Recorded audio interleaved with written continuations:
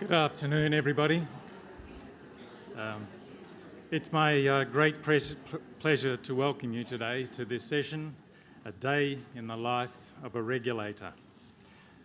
My name is Mark Brown, and I'm one of the ACECQA board members here today.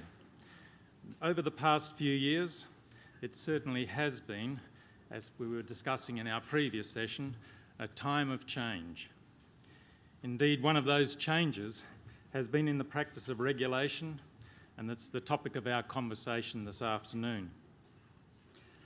The practice of regulation is regularly in the spotlight, and as you know, there are debates about the process itself, the instruments and tools used, and of course the application of these in children's education and care. You'll see that this afternoon we are fortunate to have a number of presenters who will be each sharing their experience with us today as part of this session, each of whom are from a different regulatory authority. In this session, you'll be given an insider's view of what it is like to be a regulator under the National Quality Framework. You'll hear about the challenges, the practices in regulating the diverse range of education and care services.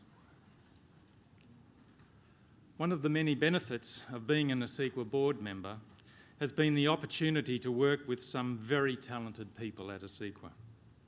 And it's certainly my pleasure this afternoon to introduce one of them, Georgia Ramsey, who is the Manager of Strategy Operations at ACECQA.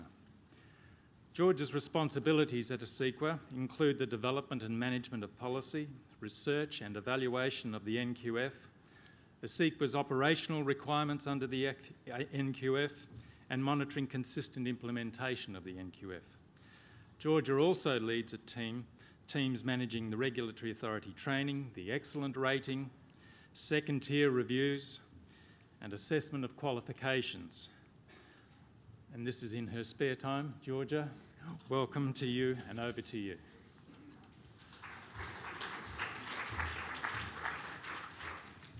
Thank you very much, Mark. It does make me sound quite busy with all of those. Welcome everyone. We're actually really excited to have an opportunity to talk to you today about a day in the life of a regulator. It may not sound like the most gripping topic, but everyone who's involved from our side is really quite passionate about regulation in their own way. So what is regulation? ACECQA is a regulator, and we work with regulatory authorities in the states and territories and with the education and care sector across the country to guide the application of the national law and the national regulations.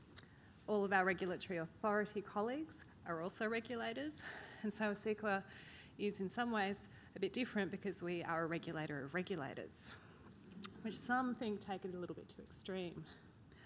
The term regulation is one that we use constantly in our work day to day, but it's not something we often take time to stop and actually think about it. So, pausing for a moment, according to the Oxford Dictionary, the verb regulate means to control or maintain the rate or speed of a machine or process so it operates properly, control something, especially a business activity, by means of rules or regulations, set a clock or other apparatus according to an external standard. So whether it's a business, the education and care sector, or a clock, regulation is all about applying and enforcing rules and systems that aim to ensure particular standards are met and things run smoothly and predictably. So regulation is about knowing how we want something to run and creating and applying the rules to make sure it runs the correct way. And as a regulator, there are many different ways that you can design those rules, and there are many different tools that can be used and applied to achieve those outcomes. And some of our presenters this afternoon will be talking to you about some of those different tools and how they get used. There are many different reasons to regulate, but at a basic level, it's because governments want to achieve a particular outcome. And for education and care, there are some very important outcomes that we want to achieve. First, at a very basic level, we want to ensure the health, safety, well-being and protection of the children in those services. But there's a much bigger picture than that, and the National Quality Framework has delivered that much bigger picture. And the more we learn about the impacts of a child's experiences and development on that child's adult years, the more we realise the critical importance of making sure we take the right approach to children's education and care. The lived experiences of children, educators and families, as well as the science and research, is telling us that quality of our investment in children's education and care will be reflected in the quality outcome as children grow into adulthood. It's the old story of $1 invested now saves dollars investment in the future. The introduction of the National Quality Framework renews the focus on the regulation of children's education and care, is really evidence, and is also really evidence the growing recognition and understanding of the value of the sector. It's demonstration of how seriously governments and policymakers around the country view this investment in our collective future.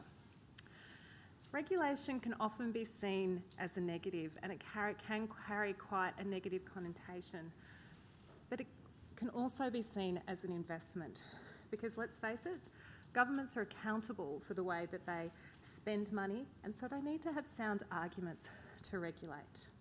Good regulation needs to be a balance. It shouldn't stifle innovation, and it shouldn't create unnecessary red tape. When the Council of Australian Governments came together to develop a national regulatory approach for early education, it saw regulation as a partnership between the governments and the sector. And the National Quality Framework incorporates two distinct but very enjoined parts around compliance and assessment and rating activities. Now, in the National Quality Framework, the governments have set minimum benchmarks. They've set the minimum regulatory requirements for what each service needs to meet and need to comply with. And these minimum requirements are in part about, well, they're all about protecting the well-being of our children. It also gives confidence to parents leaving children with particular services that these minimum requirements are met. And if these minimum requirements aren't met, then action can be taken. And good regulation should have a good reason for any rule, and that rule should be linked to the desired outcome. But providing highest quality education isn't just about these minimum standards. It also depends on developing a sector keen to grow and continuously improve. And the other tool around the assessment and rating part of the National Quality Framework is part of the design to do this.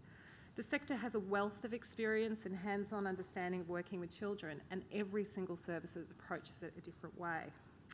Assessment and rating can't just be about following the rules. I know many of the conversations I have with the sector or have had with some educators is, yes, but what is it I actually need to do? Well, it's your service. You work out how you want to do it for your service.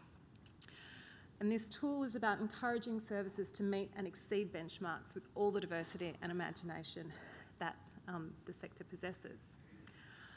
My introduction is very brief, and I'm now going to hand over to various colleagues of mine from the regulatory authorities across the country. They're very experienced and very eager to share with you their stories of regulation. But before I leave you, I want to seed this thought. Regulation is so much more than simply follow the rules or you'll be punished. Regulation is about working together to achieve the results that we all believe our children and communities deserve. Now, a Regulator's Day is diverse as many of your days would be in services working with children, and I know our speakers will provide you with an insight into what their days are. Now, first I'm going to introduce Kate Harris and Sue Devereaux, and they're going to talk about the regulation continuum. So they'll have a crash course. Kate is an area manager with the Quality Assessment and Regulation Division in the Victorian Regulator. She's worked in a broad range of services as a manager and leader for more than 20 years. She came to her role in January 2012, right at the beginning of the National Quality Framework, particularly because she was interested in how the National Quality Framework would promote innovation in children's services. And Sue is from Western Australia and is the Quality Manager in the Regulatory Authority from WA. She's worked across the education and care sector as a teacher, childcare director, educator in long day care, family day care, occasional care, university lecturer, union official and policy officer. So diverse experience that Sue brings to the table. And she leads one of the teams as well that deals day to day with regulation. So Kate and Sue, would you like to come to the table?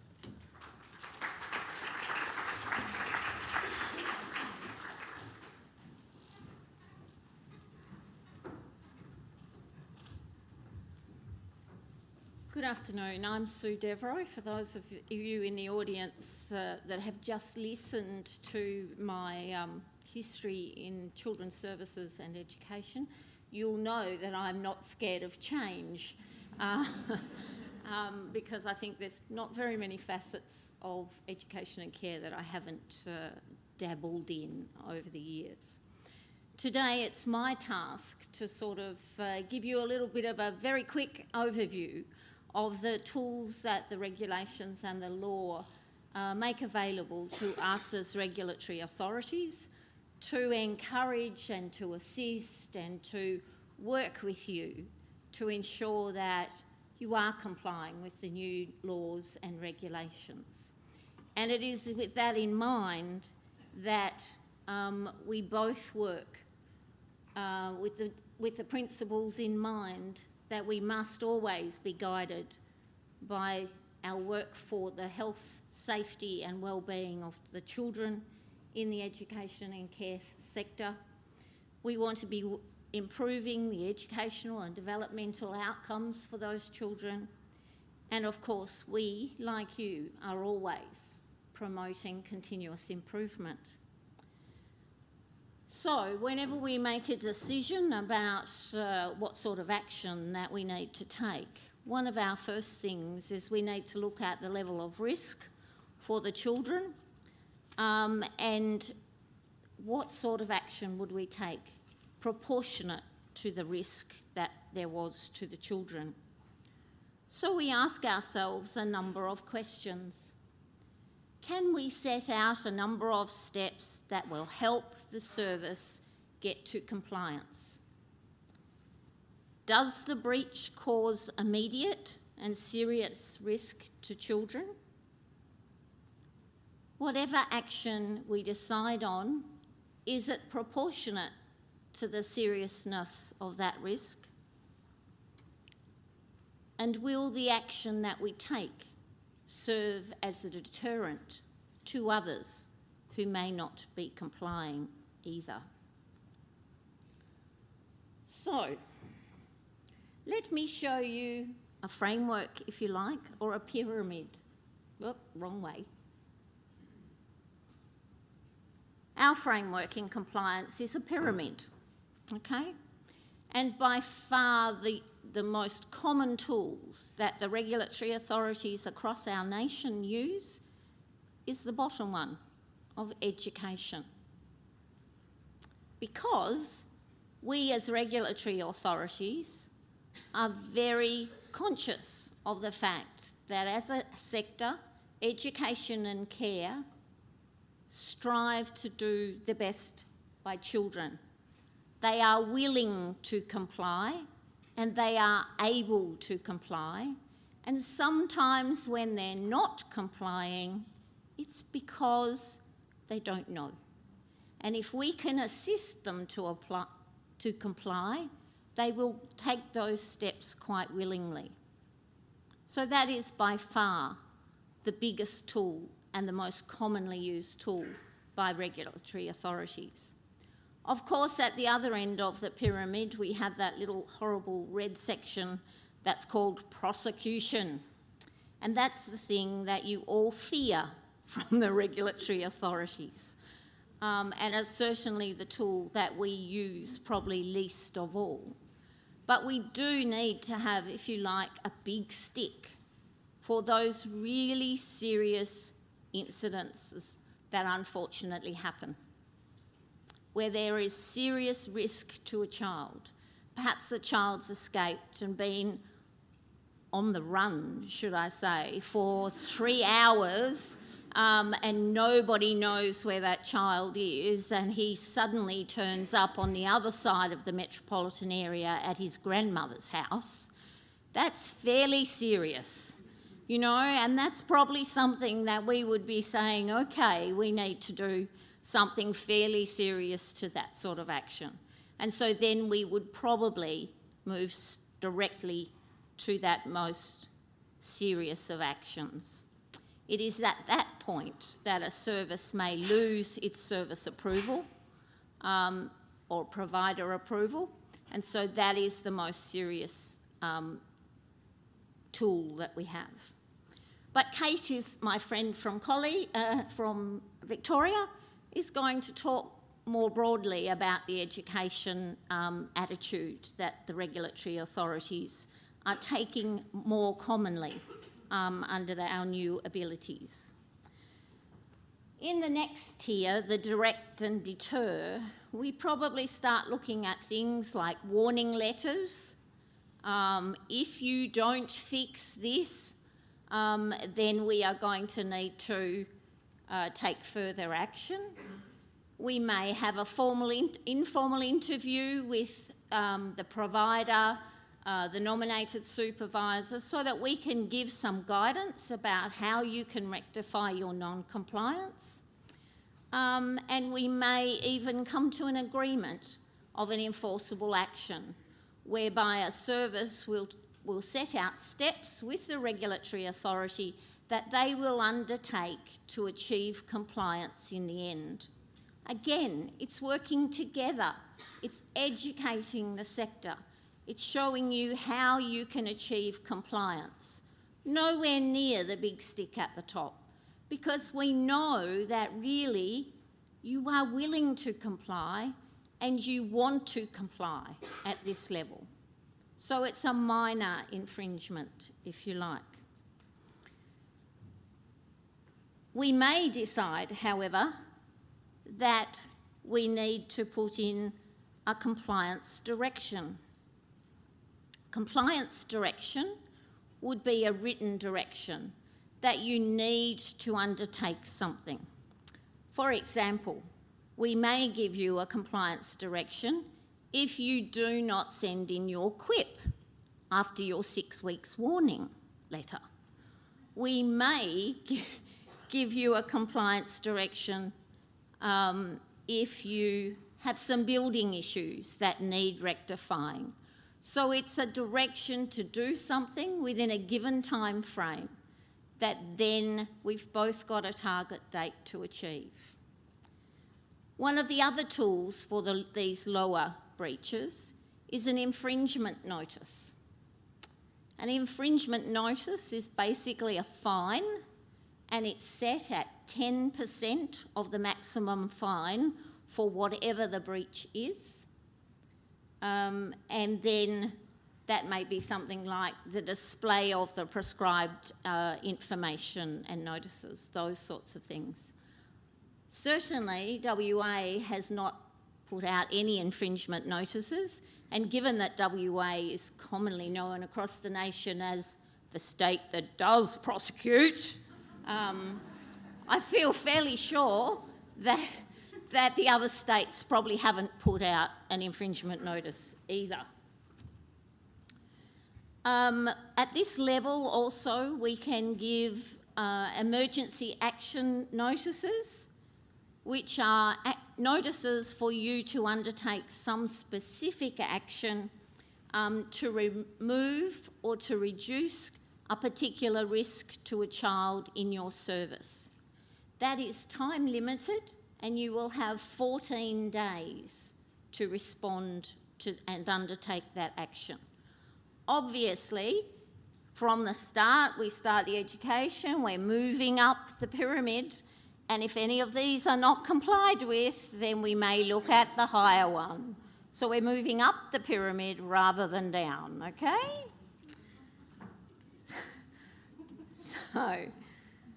But we are kind, often. And we will send you a letter and say, you're naughty, you haven't done this, please show us cause for you not complying. And so that's called a show cause notice, where we say you haven't done this, and it gives you the opportunity to respond and say why you haven't done it and what you're going to do to rectify it, okay? So then there's another opportunity for us as a regulatory authority and you as a service to come together to work through the non-compliance and come to a resolution together, working together for the betterment, the better outcomes for children. because that is both of our primary goals. We're moving up really quickly and we're now looking at the third tier in the pyramid. These are things that are quite restrictive. So we have things like compliance notices. And these compliance notices work in a similar way or the same way as a compliance direction, but they are for more serious offences. Okay? And they can be for anything, any of the regulations or the laws that you breach. They usually carry a higher penalty if you get a direction notice as well. There is also in that orange band the ability for the regulatory authorities to issue a prohibition notice. A prohibition notice is a notice that says that a particular person may not be engaged, provide, or carry out any activity within education and care services. So it is a really severe penalty, and it would be issued against somebody who perhaps had harmed a child or something like that. A person that you, as well as us, would not want working in your service because it was a serious potential risk to the children in your service. And of course, now we're right up to the big stick,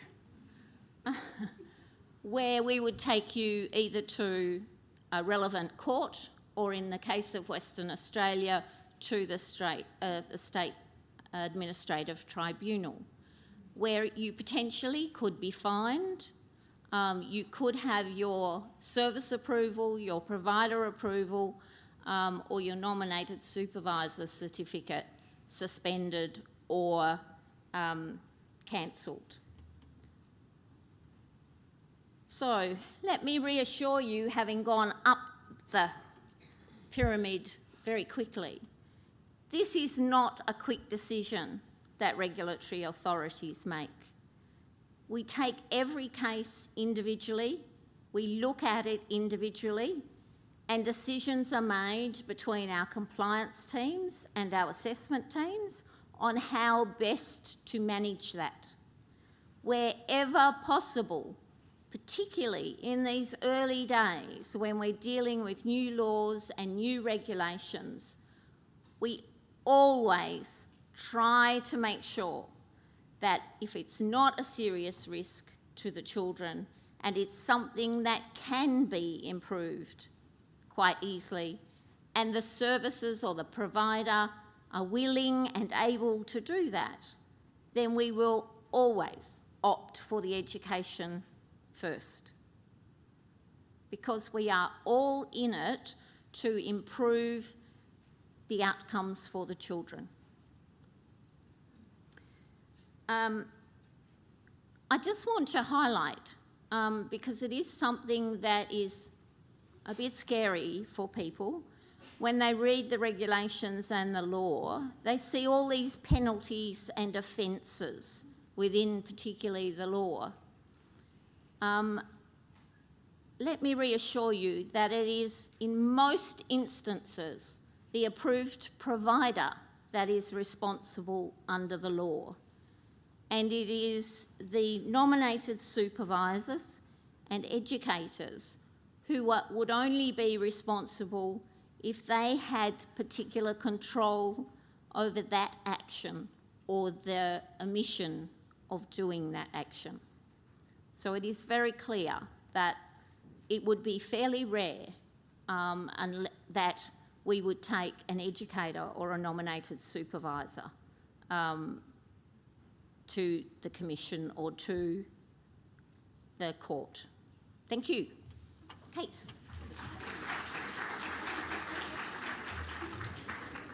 Thanks Thanks, Margaret. I just wanted to touch on a couple of points that Margaret has talked about. And I suppose the most significant is, and you would have heard that coming through from what Margaret was saying, is that this is something, we are both regulators. You regulate your services and we regulate services as well.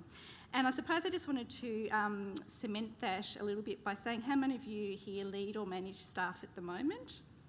Just a show of hands. Okay. And have you ever had to implement a policy or a particular practice with your staff that you want them to implement in a particular way to protect or enhance children's learning? Has anyone ever had to do that? Okay, and so have you at some stage ever walked into one of the rooms and one of your staff members is surprisingly not doing exactly what you've been talking about? And I would like to see a show of hands who would go to the top of the pyramid and sack that person, assuming that the child's not in mortal danger. Would that be your first port of call? No.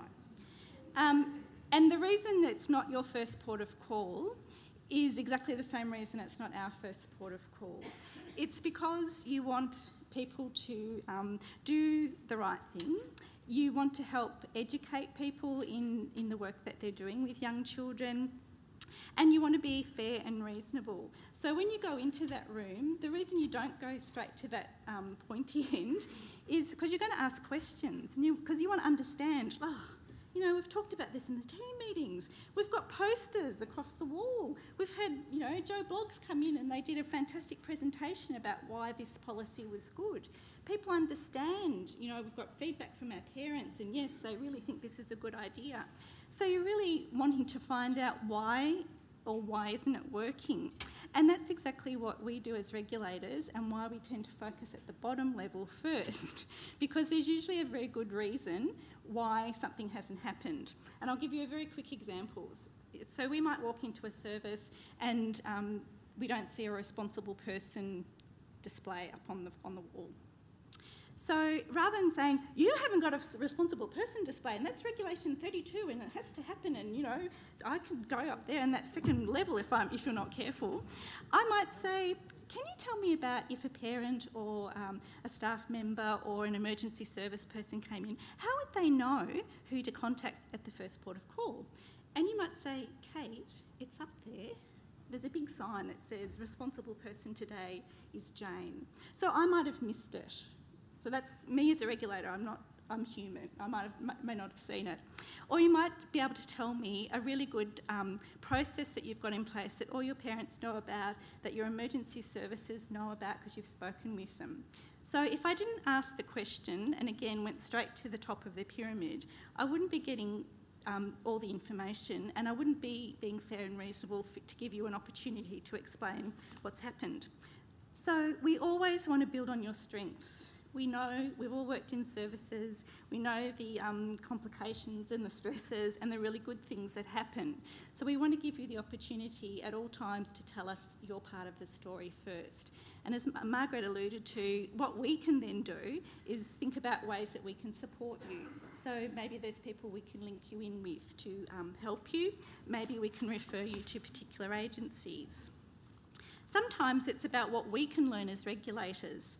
For example, we might see a number of services having the same issue and we'll think, well, maybe we can run a training session for an out-of-school hours care sector or the long day care sector, so we can actually pick up things that we need to learn as well. We can also support you by giving handouts. So it might be, here's a list of the things that you have to have up. Just go through that and tick them off. I'll come back in a couple of weeks and see how you're going. Or we might say, here's all the policies you need, and I've highlighted the 6 new ones in the regulations. So we are always looking at ways to support you. The evidence shows that the more regularly we come out to visit you, the incidence of non-compliance drops. So our goal is always to keep you in compliance, which is about education. It's to make you feel less anxious about the regulations, to recognise that all of us are regulators, that's really important. We're all responsible to make sure that we're following the regulations. And then we want you to be confident in the tools. So we don't want you to be scared of looking in the book or looking online. And our focus is always on education and support. So when we do come out, don't be afraid. If you've got a question, ask it. If you want to ring into the regulatory authorities, please do. We don't know all of the answers. We think we know the regulations really well. Then when we read them, it's actually different to what we think. So we still learn as well. So it's always a two-way process. And I think if we can remember that and build on the positive, I think all of our experiences will be a good one. Thank you.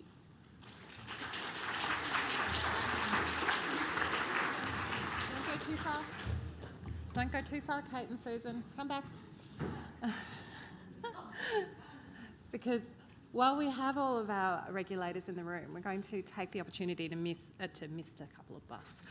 bust a couple of myths. And so 2 myths after this one that we'd like to try and bust. The first one, and Kate, you might want to come back to the microphone for this one, is that ensuring regulations are adhered to is not the educator's responsibility. Who thinks that? That's good, you must have been listening. And that's something that's really different in these new regulations. It's very clear that every person is responsible to make sure that the regulations are adhered to. And as Margaret has pointed out, Susan, if I said that again, sorry. That the approved provider is ultimately responsible to ensure that all the regulations are adhered to. However, we all have a responsibility to make sure that they are. Thank you. Now, the next myth for Susan is one that we hear occasionally around the traps, and it assesses a bias towards certain recognised authorities. So, for instance, staying healthy in childcare is a well-known and well-recognised resource. Do you have to adhere to that to meet the national quality standard? As far as we're concerned, as regulators, we regulate and look for compliance with the regulations and the law. We may point you in the direction of recognised guides like staying healthy in childcare, but there is no compulsion to match what happens in staying healthy in childcare. We use it as a guide to try and help you to develop if you need to, which most of you won't. But it's not something that we regulate as such. Now, I'm sure there may be some questions coming from that, which we will get to at the end of the session. Meanwhile, I'd like to introduce our next 2 speakers, Jordan Welke and Melinda Wallace. Jordan comes from our Queensland Regulatory Authority, and in his role he provides advice and support to the authorised officers about the exercise of their monitoring and compliance functions. Jordan's worked as a practising lawyer for 7 years in private practice and also with Legal Aid in Queensland before he joined the Regulatory Authority. And Melinda is the Regional Operations Manager of the Sydney region for the New South Wales Regulatory Authority. She has a Bachelor of Education, has worked in children's services for more than 20 years, with 13 in related management positions. And her responsibilities at the moment in her Regional Operations Manager role include quality assurance, compliance, recruitment, workplace health and safety, budgeting and other areas of operations. And they're going to talk to you about a couple of case studies from complaints handling. So Jordan and Melinda, please come on.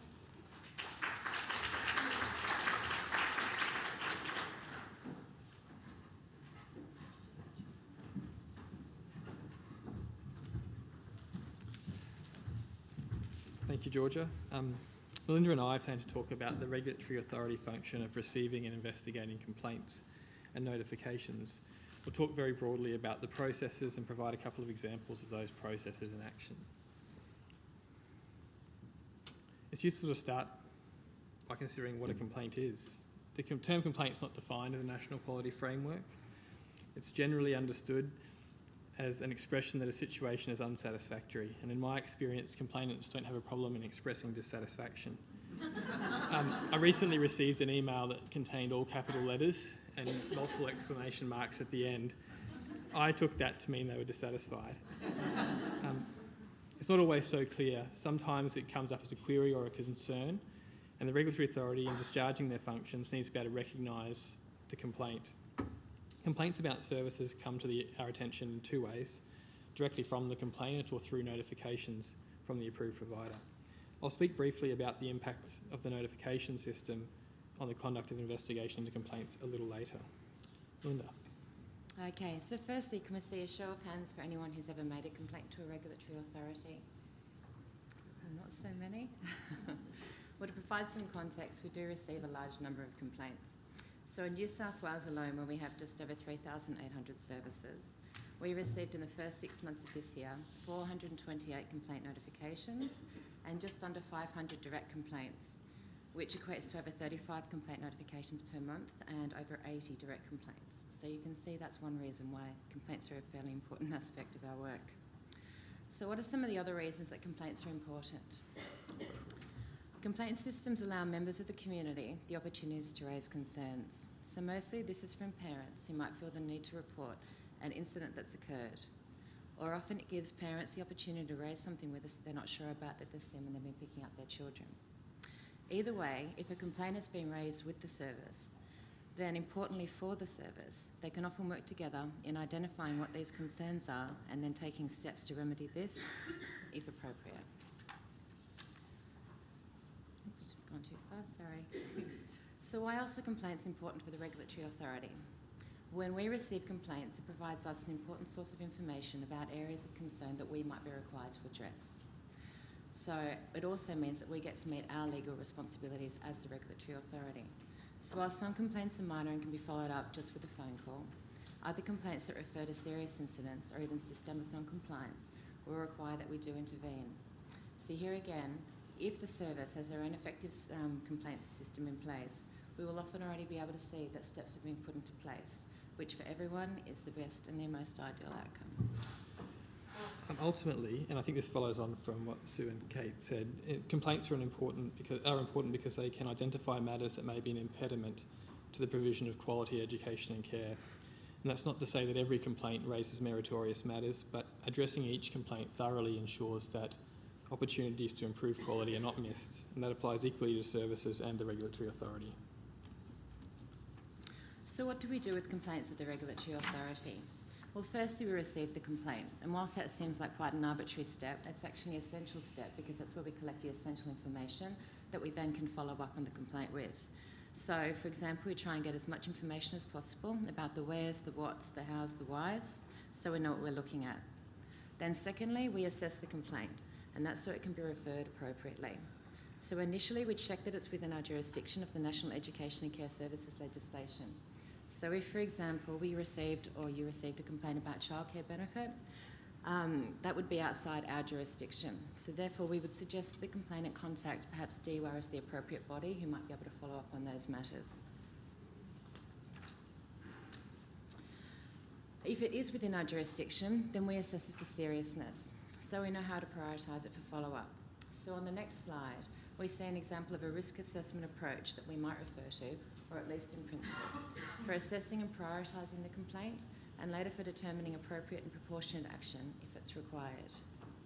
So this is based on the IS 3100, Australian New Zealand Standard for Risk Management, which can be used to measure the consequences and likelihood of something happening in relation to the health and the safety and the well-being of children.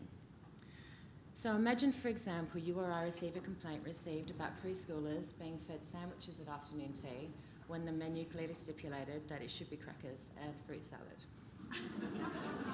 These are the complaints we like. So let's look at the matrix. And how would you rate the seriousness of this complaint in relation to the health, safety and well-being of children? Well, if you have a look at the consequences, would it be catastrophic or major? I think most people would agree that would probably sit in the insignificant box. And then what about the likelihood of something occurring? I think most people would agree that it's probably looking at rare. So that therefore provides a risk rating of about 2, or if you're being really hard, 3. And therefore what would you do?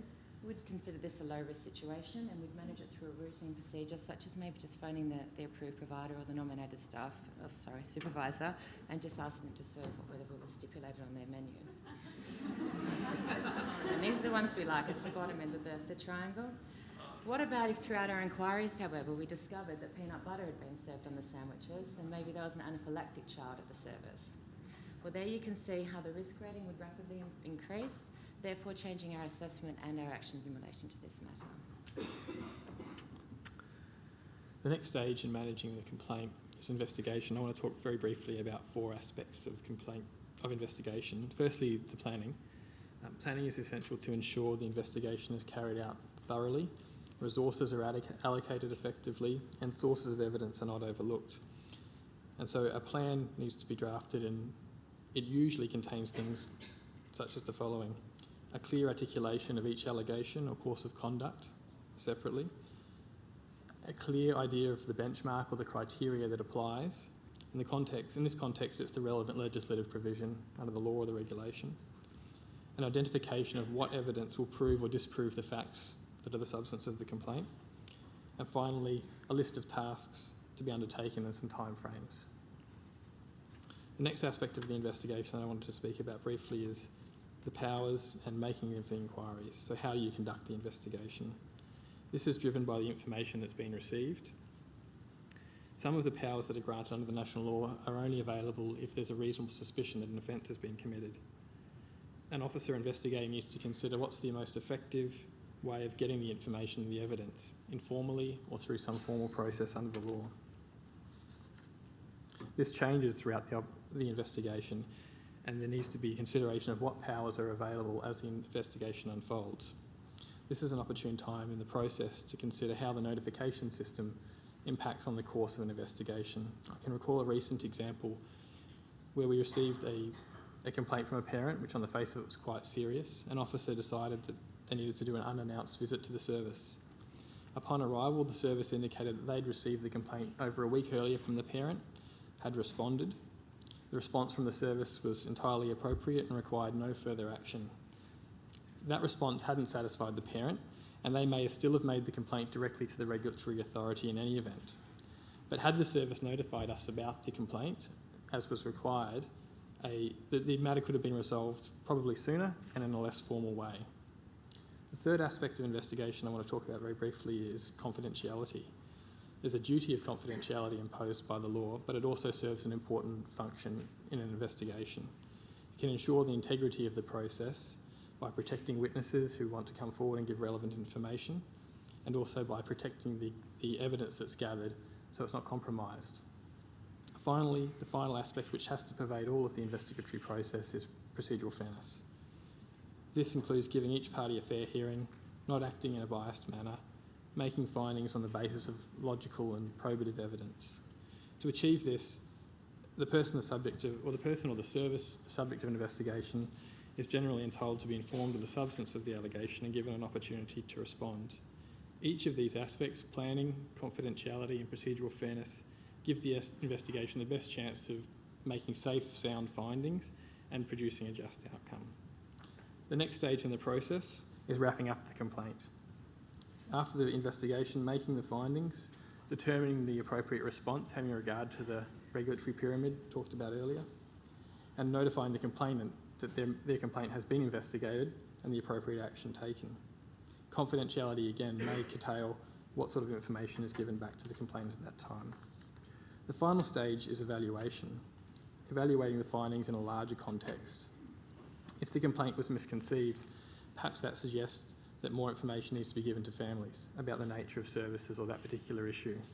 If the complaint was substantiated, perhaps consideration needs to be given to whether or not that's a common occurrence, where more information or guidance could be given to the sector. We will now work through a couple of examples. Melinda, you're first. Okay, so this is called the escapee scenario. So it provides some real case studies where you can see all of this in action. We're both going to talk through some real life scenarios which have actually occurred in our areas. And note these are higher risk situations, just to provide you with more depth of our processes. So, well, our state regulatory authority received a phone call from a very upset parent. She was upset that her child was found 80 metres from the service by someone who was just passing by. Her child had been found on the road, had been out of the service for some time, and this was about her child who had only just turned 2. So in receiving the complaint allegations, we took all of the relevant information of what happened, when did it happen, did this parent have any idea of how it happened? Keeping in mind that at this point they're just allegations. So was this within our jurisdiction? Well, yes, there was a major regulatory concern of supervision with these allegations. And as for the assessment, well, the consequences and likelihood of harm to the child did have a high risk rating.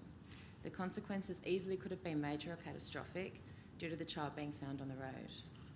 And the likelihood likely, given the child's young age and the length of time the child is actually outside of the service, therefore requiring our immediate action and referral for investigation. So how would you investigate this? Well, these allegations were assessed and an investigation plan was put together using the dates, the times, the locations, people involved that we'd got from the parent. Authorised officers that attended the service. So the premises was firstly checked to ensure it was safe, and for example, there were no gaping holes that the children were freely, entering in and out of the service through. Staff were interviewed as to what they saw occur and what they thought had happened. Some photos were taken of the gate and the surrounding areas to provide some visual context to show where the incident may have occurred, and also the layout of the service. And then relevant policies, procedures, and attendance records, for example, were collected. A check was also done of any other relevant parties that might have needed to be spoken to, such as the parent who found the child on the road. So what was all of this for? Well, as the regulatory authority, we need to gather as much information as we can to determine the consequences that surrounded this child leaving the service undetected. So we can, to the best of our ability, ascertain what actually happened on that day. So what was the outcome? Well, the outcome was determined that the allegations were in fact substantiated, that this child had got through not one but two gates, one of which had required maintenance for weeks, and the service had been notified of this gate not closing but hadn't done anything about it. There are also other serious issues in relation to staffing and ratios and obviously supervision. So due to the seriousness of this incident and the regulatory concerns contributing to a situation where this child could have been seriously hurt, our investigation and recommendation was referred to the Crown Solicitors for consideration, where they took the matter to court and where a magistrate found that a number of offences were proven and some penalties were imposed. It should be noted here, however, that in other instances of children leaving the service undetected, the compliance section and findings will be different, or can be different, depending on the assessment of risk factors and the regulatory concerns in the findings. For example, in some instances where services have been willing and able to address the concerns, just statutory actions such as a formal direction could be issued, or maybe an administrative action such as a compliance letter might be appropriate. Again, depending on all the circumstances and the findings of that investigation. So basically I'm saying there's no one size fits all. It depends on the investigation and what the outcomes are. So what do we do with the matter of our escapee? Well, after we concluded our investigation and the complainant was notified, and we ensured that the service had fixed up all of their maintenance issues and everything else at the service. Then we looked at the findings of the incident. We also had a look at other incidents across the state where children had left the service undetected by staff. Assessment was done to determine what the highest risk factors were. And for a period of time, gates and fences were checked at monitoring visits. One outcome was that some education, or guided compliance as we term it, was given to the relevant services. Bless you. And overall, with our reporting systems in place, this information now remains available for future analysis as we need it. So that concludes my scenario, and I'm going to hand you over to Jordan for a different case study. Thanks. My scenario is very loosely based on a recent matter, but I've contrived some of the facts to demonstrate the process. A complaint was received by telephone, and the complainant simply stated that they were concerned about the number of children being cared for at a location. They didn't think that was right because of where it was and there weren't many adults about. The complainant added that they'd seen as many as 15 or 20 children of varying ages there. Beyond that, we didn't have a great deal of detail other than the location and the times that had been seen operating.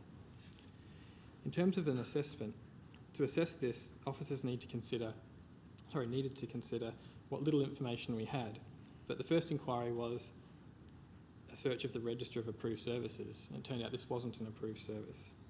The very fact that there was no service approval meant that none of the usual safeguards associated with being an approved service were present, and immediate inquiries needed to be made to determine if there were any risks associated with this service.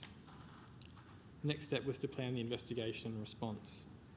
An investigation plan identified that the allegation was that the education and care of children is being provided at this location without a service approval. The criteria by which this conduct needed to be assessed was whether or not that service met the definition of an education and care service under the law, or whether it was some other type of service that is out of scope. The evidence that would inform that assessment was the ages of the children, the numbers of the children, the regularity of the care, amongst other things. And to gather that evidence, so looking at the task, we need to approach the person operating the service, as there was no other source of information available other than the initial phone call. Investigation was conducted by way of an unannounced visit with the aim of engaging directly with the operator. Because this was not an approved service, there was no right of entry and no obligation on that operator to engage with the officer.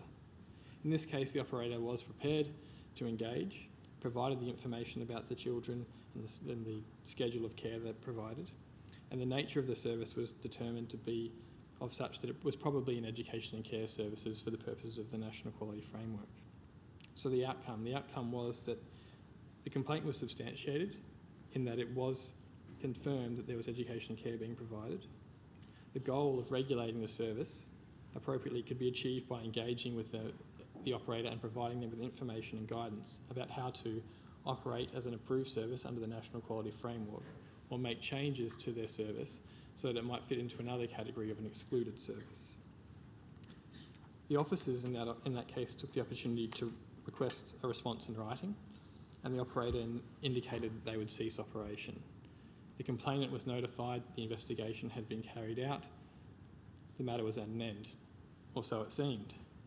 A couple of months later, we received a further complaint that suggested the exact same service was operating in the exact same place in basically the same manner. According to the complainant, the operator had said, when this was raised with them by the complainant, when the department come back, I'll be ready. And you can take that to mean a number of things, I'm sure. But if we look at the regulatory triangle, or the pyramid, this operator had the benefit of education and guidance, and perhaps by that statement had indicated their unwillingness to cooperate and comply. And so the response needed to be escalated. And this manifested itself in the investigation phase by considering whether a warrant was necessary to enter and seize evidence, formal cautioning before questioning this person, as well as the consideration of prosecution once that evidence was gathered. So I chose this scenario because it shows the escalation in response, not just in terms of the enforcement action, but also in terms of how the investigation is conducted. So encouraging an environment where complaints can be raised internally results in the service being able to work with families to ensure any concerns are addressed immediately. Then when the regulatory authority is notified of these complaints, we're able to see where appropriate, that steps have already been put in place to address the concerns. And the service works or is working towards continual improvements to provide the best service and environment for children attending. So what can you do from here? We would encourage you to go back and review your own approach and procedures to complaints handling. Ensure that there are clear and easy to follow guidelines for families who wish to raise concerns. Check there is an approachable environment where families can feel listened to. Ensure the focus of your complaint system is not on the word complaint, but actually on continuous improvement within your service. So more or less that concludes our presentation. And I was just going to let you know, if you're looking for some resources on complaints handling, the New South Wales Ombudsman website is a great place to start. So thank you. Thank you.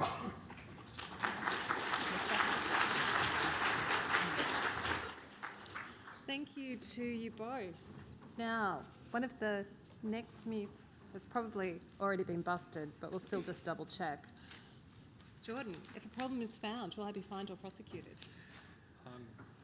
No, not necessarily, is probably the answer, and I think that was certainly covered by Sue and Kate in the first part of the presentation. Most matters of non-compliance are resolved through information and guidance. Fines and prosecution are reserved for repeated or willful non-compliance, or if the objective seriousness justifies more formal action.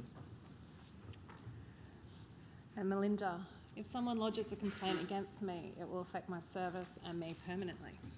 I Hopefully we've been able to show you that it's part of a continuous improvement process, and complaints just provide a mechanism to make improvements at your service. So that's how we'd be dealing with it from our end. Thank you to you both.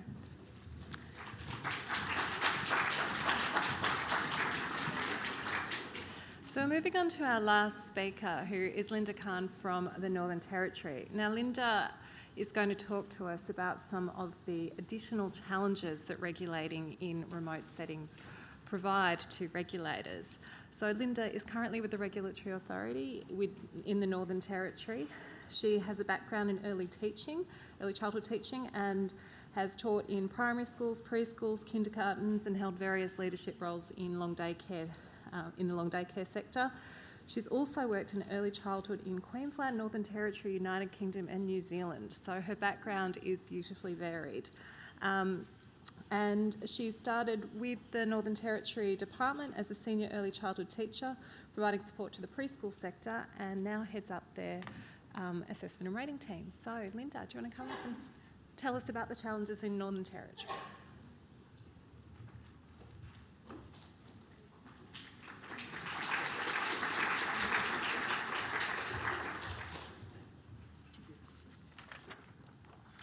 Thanks, Georgia. As Georgia just said, my name's Linda Khan. My role is Assistant Director Quality for Quality Education and Care NT, which is a regulatory authority in the Northern Territory. We often discuss issues facing remote early childhood services as they work to meet the national quality standard. However, it's not only the services in these areas that have unique circumstances. I'm speaking today about challenges that we face as a regulator regulating services in remote settings. I'll start by giving an overview of some of the demographics of the NT as a whole and the service types that we work with. I will then discuss some of the challenges that are presented by regulating services in these locations, the impacts on developing a schedule for assessment and rating and compliance and monitoring activities, and preparation of regulatory authority officers for undertaking work with services in these areas. Do we have anyone from the NT here today? A few people, great. The Northern Territory has a population of approximately 250,000, half of which live in the Darwin area.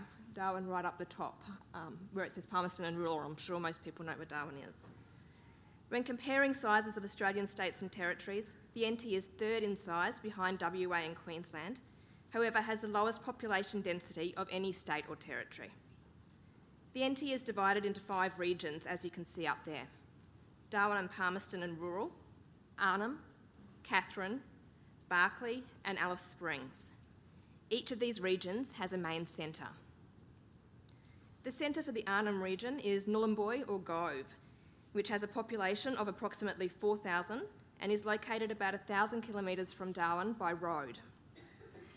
700 kilometres of this 1,000 kilometres is an unsealed road, open only during the dry season from April till October and accessible only to 4-wheel drive vehicles. The centre of Katherine is located 300 kilometres south of Darwin and can be reached via the sealed Stuart Highway. The population of the town is just over 10,000. However, the population of the region, which is about the size of Victoria, is approximately 24,000, of whom 60% identify as Indigenous. The centre for the Barkly region, Tennant Creek, is located 1,000 kilometres south of Darwin and 500 kilometres north of Alice Springs along the Stuart Highway. It has a population of about 3,000 to 4,000.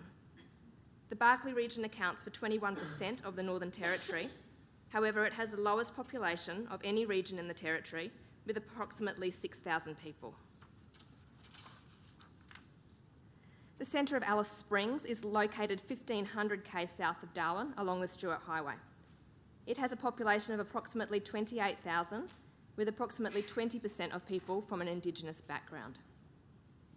In the NT, we consider services that are located in the Darwin-Palmerston area to be urban.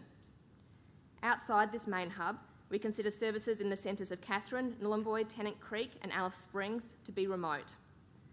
Services outside of these centres are very remote. One of the most remote services we deal with is a preschool. It's located 530 kilometres west of Alice Springs. Access is by four-wheel drive or plane only and dependent on weather conditions and the state of the road. QEC&T, the regulatory authority in the NT, is located in Darwin. We are comprised of 14 positions. We have a director, 3 assistant directors overseeing compliance and monitoring, assessment and rating and policy, 5 assessors, 3 compliance officers, an assistant project officer and a project assistant. We are all located in the same office in Darwin and oversee all services located across the NT. Generally, we work in the same way as any other regulatory authority. However, because of our demographics, there's a different level of complexity added at times, including some times when we need to take a slightly different approach to regulation. This is what I'm going to talk with you more about today. Challenges occur for assessment and rating and compliance and monitoring teams, which are split in the NT. These may include transport. It is difficult to access services in very remote locations, especially during the wet season, occurring from November to March. At the best of times, many services can be accessed only by long drives on dirt roads in four-wheel drive vehicles or by plane, many by charter plane. In the wet season, this becomes even more difficult as the roads close and the only access into community is by aircraft. At times, runways can also close or weather can change quickly, and while it was safe to fly into community, it may not be safe to fly back when planned, meaning that further accommodation has to be arranged at short notice. Airstrips in community are not always within walking distance to the service, and taxi services are not usually offered. In this case, we have to rely on the service that we are visiting or another contact from the community to meet us at the airport, transport us to the service and our accommodation, and return us to the airport. It is not always safe to walk alone in the community due to the presence of camp dogs. Accommodation is always difficult in community due to low availability. Some schools have access to donga-type accommodation, which can be booked for visitors to the school. However, long periods of notice is usually required to access this. Other accommodation might be available through shire councils or business managers. However, as with schools, this is always in high demand. At times, it may be necessary for an officer to take a swag and camp in a room at the school or the clinic, for example. Officers also rely on the kindness of the people that they are visiting for offers of accommodation in spare rooms in people's homes. But due to the nature of our work, where we are not always welcome visitors, this can be particularly difficult. We usually have advance warning of when an assessment and rating visit is to occur. However, when it comes to investigating complaints or conducting unannounced visits to services, advanced warning is not possible.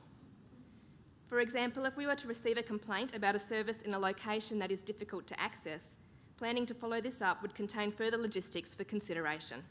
It's not simply a matter of easily dropping in to the service. We've made a decision in our regulatory authority not to conduct unannounced visits to services in very remote locations because the logistics of organising this just do not allow for it to occur. Officers usually need to take all their own food when travelling to very remote locations. In some communities, small stores are available. However, these are often expensive and it cannot be guaranteed that they will always be open. It can also be difficult to cook depending on the accommodation available, and places to eat out are either not available at all or only open perhaps for 2 or 3 nights each week. Often officers rely on invitations again to houses of people who live in community for meals or have to take food with them that doesn't require much preparation, such as tinned things. Telstra NextG is the only form of telecommunication network in most very remote locations. Phones through other service providers such as Optus generally do not work in these areas. Even remote services in urban areas, for example Katherine, Nhulunbuy, Tennant Creek and Alice Springs, can be difficult to access quickly in emergency situations. For example, when officers visit Tennant Creek, the following options are available. We can drive 1,000 kilometres from Darwin. We can fly to Alice Springs and then drive 500 kilometres from there. We can fly directly to Tennant Creek. A regular passenger transport service operates between Darwin and Tennant Creek 2 days each week on a Monday and a Friday. This means that officers can go in and out of town in one day on a Monday or Friday by plane, or otherwise need to remain in Tennant Creek for the entire week. Or we could fly to Tennant Creek by charter plane. For obvious reasons, this can pose problems if the regulatory authority is required to make an urgent or last-minute visit in response to a complaint or investigation. When scheduling for assessment and rating, there are further considerations to be made. These include access at different times of the year, community events including sorry business, term times that might differ from the usual, and follow-up that may be required both before and after an assessment visit. Sorry business is a sensitive area affecting services in many remote locations. Funerals can often involve entire communities and can restrict access to a community by an outsider at very short notice. Attendance at schools and services may drop significantly at these times, and it can affect not only the children attending the service, but also the staff involved. It is possible that an assessment or compliance visit has been arranged well in advance. An officer has left Darwin and is travelling to the community, and then finds out that the community has been affected by sorry business and the officer is not able to proceed with the visit. These times need to be respected, and officers have to remain flexible and make alternative arrangements if and when this occurs. Some preschools in very remote areas are affected by offering different term times to the remainder of the territory. A small number of schools offer a 3-semester per year program, as opposed to 2-semester or 4-term offered in the remainder of the territory. This is to cater for the large number of families that are present in community over the wet season due to access issues, as opposed to those that often visit family members in other communities over the dry season and can be absent from community for extended periods of time. Different term times need to be considered by regulatory authority officers when scheduling and providing services with dates for submission of different documents required under the law and regs. Following up on compliance issues both before and after an assessment visit and at other times is often difficult. For this reason, QECNT has determined to take a slightly different approach to the assessment of preschools, many of which are located in these very remote areas. Both an assessor and a compliance officer will conduct the visits together in order to address as many issues as possible in one visit.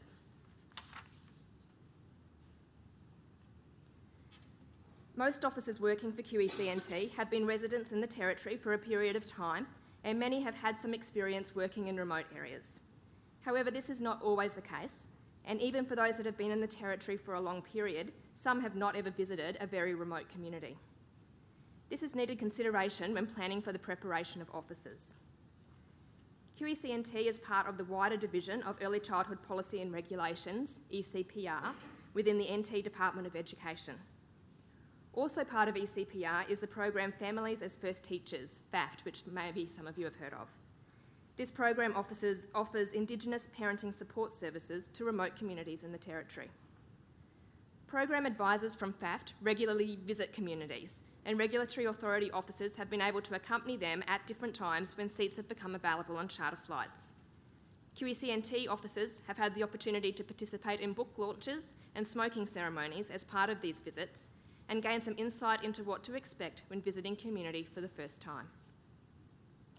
QECNT also engaged the Bachelor Institute of Indigenous Tertiary Education to offer a cultural training program to officers. We are also in discussion with experienced educators within the Department of Education who have had extensive experience working in these areas to offer further training and awareness promotion. Working for the regulatory authority in the Northern Territory presents different challenges due to the isolation of many remote services. As a regulatory authority, we always attempt to maintain a consistent approach to regulation of different service types and services in different locations. However, this cannot mean a one-size-fits-all approach, and I hope that I've managed to provide some insight into reasons for this today. QECNT officers need to exercise flexibility in adapting to their environment and be ready to approach all services in an open and respectful manner, considering that the culture and the community that they are entering and working in for a short time may be very different to that which they are used to. However, there are also many rewards for working in the Territory, and officers are lucky enough to be able to participate in some unique life experiences all in their day's work. That's our contacts. If anyone's interested in work, there they are.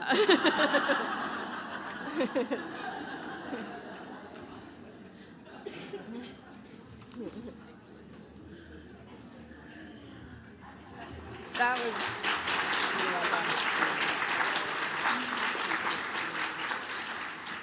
was eye-opening, I have to say. But before we'll bring all the panellists up shortly so people can ask lots of different questions, but Linda has her myth to bust, which is that a person can only accurately assess and rate a service if they've experienced working in the same service type. The functions of an authorised officer under the law are really varied. There's assessment and rating, compliance, monitoring, investigation of complaints, etc. And we also assess a range of service types. So all authorised officers have a variety of skills and experience and different qualifications that they bring to the role to enable them to be able to carry out different aspects of the role. All authorised officers who undertake assessment and rating of services have participated in an intense training program and reliability testing process and are not able to assess and rate services until they have achieved reliability. So services can all rest assured that authorised officers have had this training process and passed their testing. Officers are also retested every 12 months to ensure that they haven't drifted away from the key construct of what they're looking at. Panel members, do you want to come up?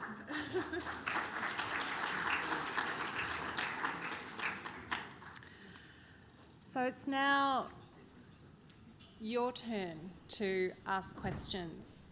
We've had varied presentations this afternoon from the challenges in the Northern Territory through how complaints are investigated and the different decision making as the regulator. We have people with green shirts and microphones. And a black shirt and microphone. And there's a question over this way. Hi, I had a question about the complaints one. Are you able to make anonymous complaints? Can you make an anonymous complaint, or does it have to have your name? You can make an anonymous complaint. One of the issues with making an anonymous complaint is it can impede the investigation if we're not able to disclose certain aspects of the complaint to the person who's the subject of the complaint. That deprives them of some natural justice if we can't do that. So, excuse me, when I deal with complaints, one of the letters that goes back says, we can respect your confidentiality, but it may mean that we can't investigate some aspects of your complaint because we can't put that squarely to their service, or if we try to, it might tip them off to who you are. You can also just add under freedom of information, people sometimes can actually access that information depending on what the circumstances are that's been reported, so you need to keep that in mind as well. Now, with our fancy technology, we've actually had a question through on our app for the conference, and the question is, what happens if I don't agree with the regulatory officer's compliance course of action? Can I have it reviewed? Susan, Kate, do you the best two for this one? You want me to? I'm happy to. Who'd like to take that one? Jordan. What happens if I don't agree with the compliance course? I guess if it depends on what action is actually taken. Some actions, so compliance directions and notices, some of those have internal review processes in the way that you can review decisions about approvals, and they're reviewed internally. Other findings or compliance caution letters, those sort of things, which are not within the statutory framework, don't have a review. Questions from the audience? There's a hand over there, and there's another one there that we'll come to in a minute. Hi. Of the centres that you assess who tend to be struggling, what are the common characteristics of them? What are the things that you see most often? It can be a range of things. If it's a new service provider, for all of us it's very overwhelming. So sometimes it's about working out helping them to look at what are the important things to focus on.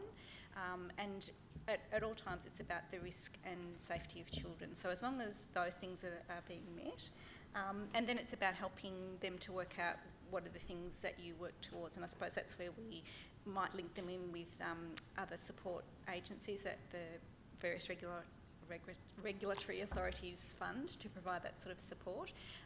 But it would depend on the risk. It's always about the risk, and we would always be looking at that educative, and we might come out and visit more often, for example, and just see how you're going, and try and work out where the problems are. Is it, you know, at which particular level in the service? Is it about governance? Is it about ability to attract qualified staff, those sorts of things? So there's never a one answer, but it's always taken into consideration about bringing people into compliance and managing the risk all the time.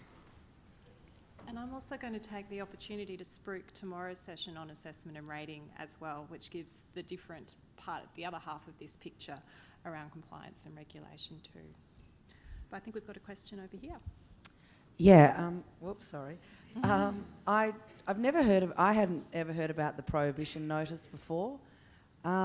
First of all, how do people employing people, how are you telling people if someone has a prohibition notice against them, and what's the point if no one knows about it?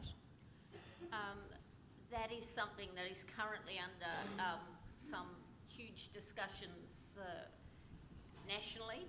At this stage, we don't release that information. There is no register of that information. So effectively, it's about you contacting a regulatory authority, asking if that person has a prohibition notice against them, and the authority saying yes or no. I'll also add on to that one. It's actually an offence for the person who has the prohibition notice to work in a service as well. So if you're carrying out your normal standard employer checks for people, and there are some things that you're a little bit curious about and you're not sure about, then it's worth contacting your regulatory authority to find out if there is a prohibition notice against this person. It's also worth asking the person, is there a prohibition notice against you? Because it's an offence for them as well. So that's the way to approach it. It's a pretty serious step. There aren't that many issued around the country. I think we can probably count them on one hand at this point in time. So it's the exception rather than the rule. And the people who have been prohibited are people that all indications are get picked up pretty quickly once they're in a service, and not people you'd actually want to be in the service.